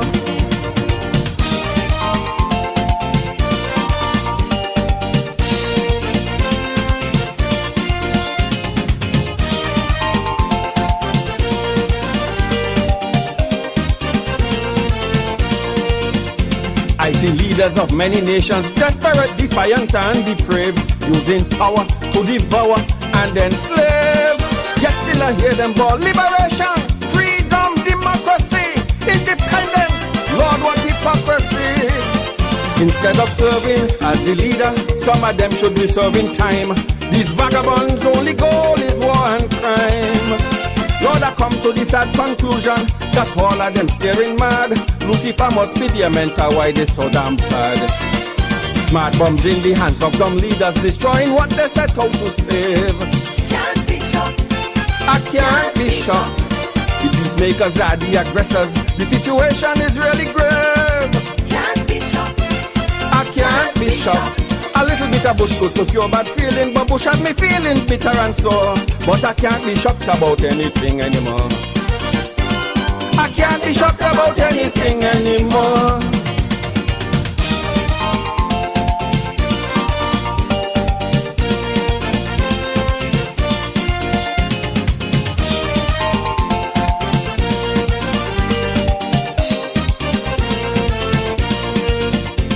Morality is on vacation, immorality in full control. Welcome to the new order of the world. Wars being broadcast live on TV, like fun and entertainment. No wonder the children so violent. Young boys taking guns to the classroom, teachers getting shot to death, and through it all, nobody seemed too upset. Girls younger than 12 getting children, adults don't care anymore. They have their own foolish adventures to explore. Same-sex lovers out and rejoicing, singing, oh, what a happy day. I can't be shocked, I can't be shocked.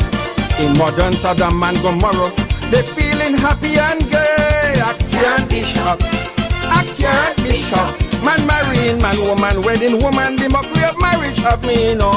But I can't be shocked about anything anymore. I can't be shocked about anything anymore.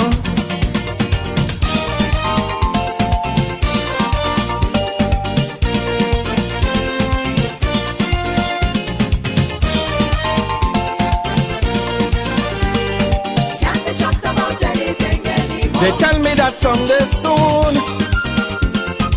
man going to live on the moon. Can't be shocked about anything anymore. Then they move into the stars. They don't send a probe to Mars. Can't be shocked about anything anymore. $1 billion just to know if Mars had a water flow. Can't be shocked about anything anymore. While they pursue this fantasy, children going to sleep hungry. Can't be shocked about anything anymore.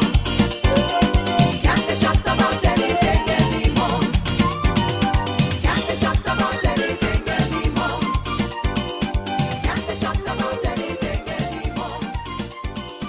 Can't be shocked about anything. That's the sound of the man Ginger, a Ranger recording artist there. The man Kendrick George is in the background doing his thing.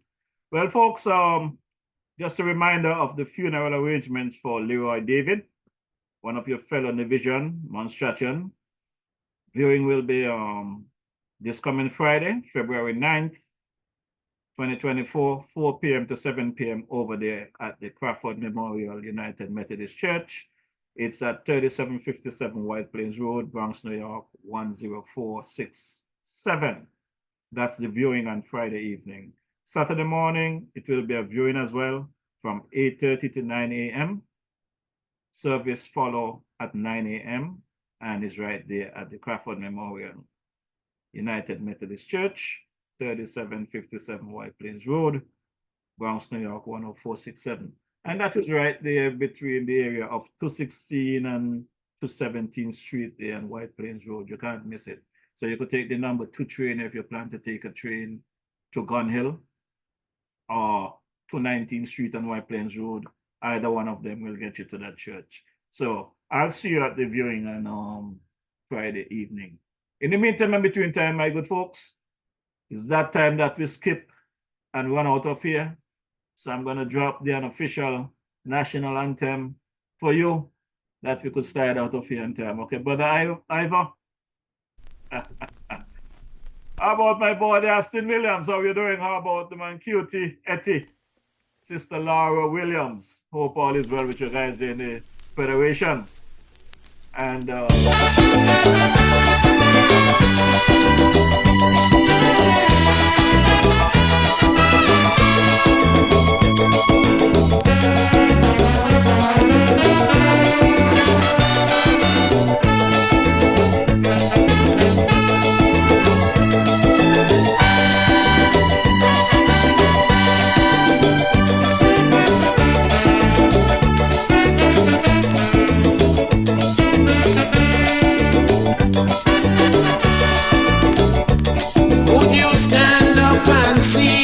your country dying and never lend a helping hand. Would you see your children's future dwindling, creating much disillusion? Or would we watch on idly, disregarding our self-sufficiency? Maladministration, wrecking all and no.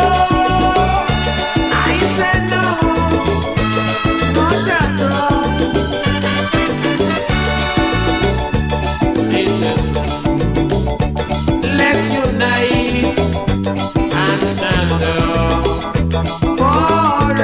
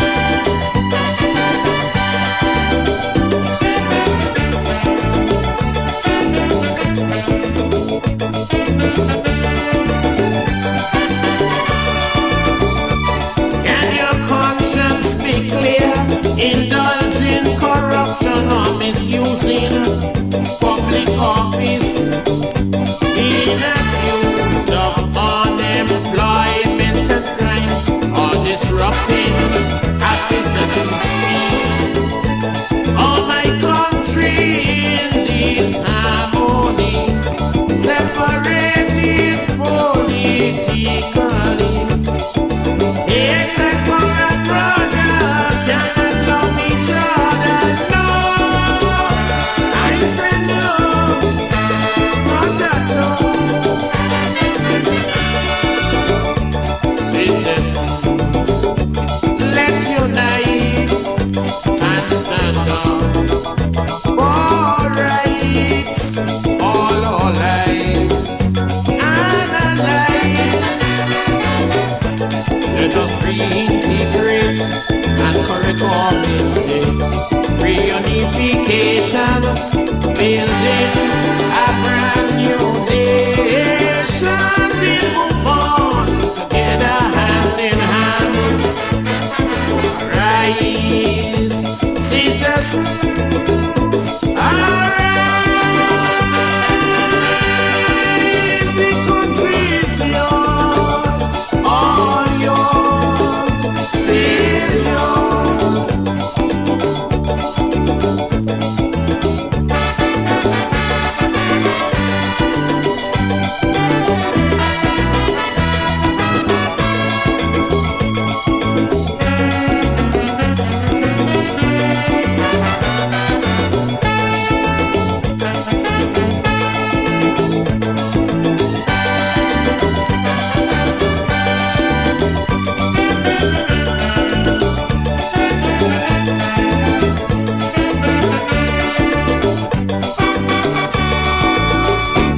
Yeah, songs of the late great the King Arrow.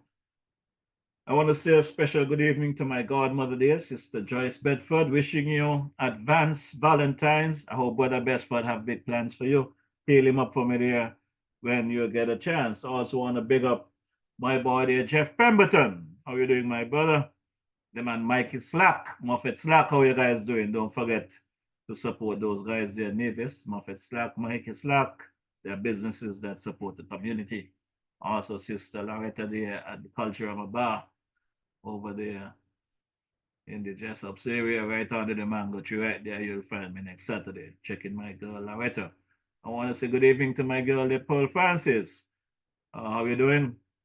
Hope all is well. Sister Celine Tobias, Livingston Brown, good evening, my brother. How you doing? Hope all is well with you. Jocelyn, Stacy Bradshaw, how you doing? My Montclair there in the Toronto area, how you doing? Hope all is well with you. Monica Roberts, how you doing? Hope all is well. Don't forget, next week, Saturday, check us out there in Fountain by Cabo. Definitely be there hanging, having a few, enjoying and looking forward to celebrating my birthday there with the team there in Nevis. I also want to big up my girl there, Sister Faith over there, and her crew there at the Wally Resort there in Nevis. Hope you guys are doing well. My boy there, Brother Miko, the man, Oscar Brown, how you doing, brother? Oscar, everything good with you? Can I show you getting ready for Culturama 50? Well, I would hope that you guys bringing in Chubby and Ginger for Culturama 50, you know, because these guys out here every year, year after year, they record songs. They don't come and perform them, but they have them sitting in the studio. I believe by the time these guys pass away, they're gonna have more songs to release while they're dead than when they were alive, because they just record them and leave them there. Brother Thaddeus Depos, how are you doing? Hope all is well. My good people, don't forget to check out my cousin there, Gloria Hutchinson, there at the Smart Fit locations there, right on Central Street in the old Simaco building next to Skelect. Tell her DJ Marisha sent you. Also over there and Keon Street, right off 4th Street. Check her out there at Smart Fit.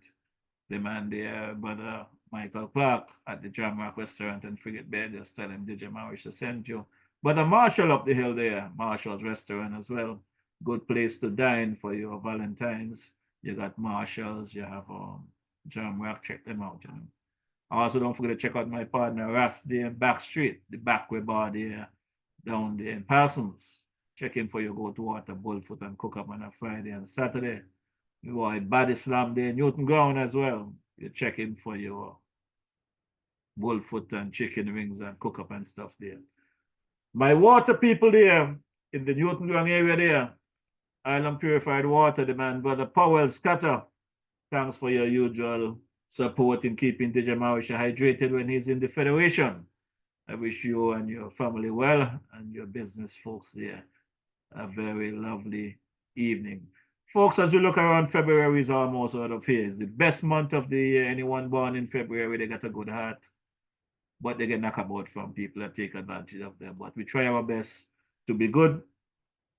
And they say you do good today and it shall brighten you tomorrow. So I'm going to do good this evening by wishing Gwyneth happy Valentine's in advance. Sister Beverly Mauritia, happy Valentine's in advance. What about my folks over there in the Tobago area? Sister Melissa Beard, how are you doing? How is Gloria Beard and Brother Victor Beard? All is well? My missionary dear Sister Deborah Wallace, Roger Wallace and crew. Chanel, Janelle, and the rest in Trini. Hope all is well with you guys. My partner had a big celebration there on the 1st of February. But Alfonso Daniel, my namesake, sorry I could not be there, partner, to celebrate with you, but I look forward to having that drink with you whenever I end up back in the Federation. As a matter of fact, Brother Luther Kelly has my honorarium, so between him and Julian, we should have a nice little celebration there because Julian as well, I know he a party animal, so I know we'll take a good sip and a drink there when I enter back in the Federation. Don't forget to check my boy Giza as well there, right at the ferry terminal and St. Kitts, my boy Shango, right there at the entrance next to the ticket booths. And Sister Carmen Caterers, I'm still waiting to see when she's going to be back online. But Sister Carmen, as usual, lovely food and everything like that.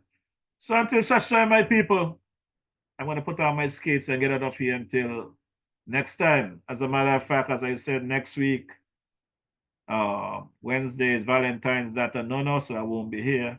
So next time I'll see you will be on the 21st of February when I'll come back. If something pops up and I have to come urgently to broadcast, I can do it a different day. But it's not going to be Wednesday and it's not going to be on Thursday. I am going to take some time out to enjoy my birthday. So until such time, my good people,